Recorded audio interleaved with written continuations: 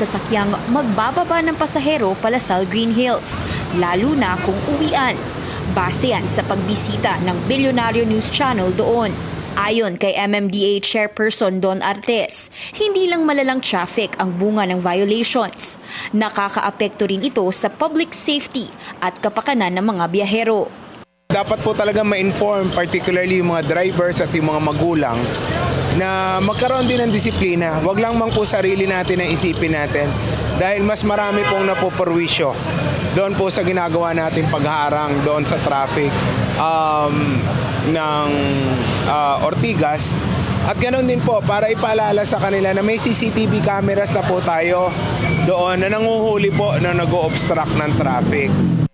Dahil dito, nanawagan ng MMDA sa Lasal Green Hills na magpatupad ng mas mahigpit na internal traffic measures at makipag-ugnayan sa MMDA para sa mas maayos na traffic management.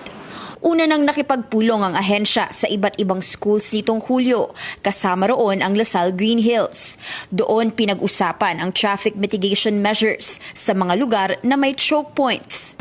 Sa ngayon, wala pang opisyal na pahayag ang Lasal Green Hills tungkol dito.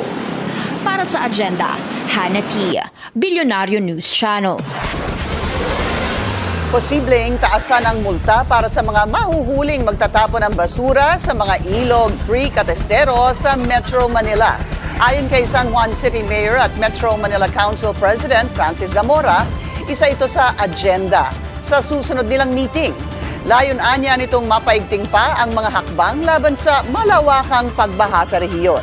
Sa ilalim ng Local Government Code, 5,000 pesos ang maximum na multa at posible itong ipataw kahit sa unang violation pa lang. We will push for higher penalties. Sapagkat kung hindi talaga natin didisiplina natin ang mga mamamayan, paulit-ulit na lang po ang problemang ito. Kung hindi po nagtatapon ng basura ang ating mga mamamayan, magiging mas maayos sana ang daloy ng tubig po sa ating mga ilog.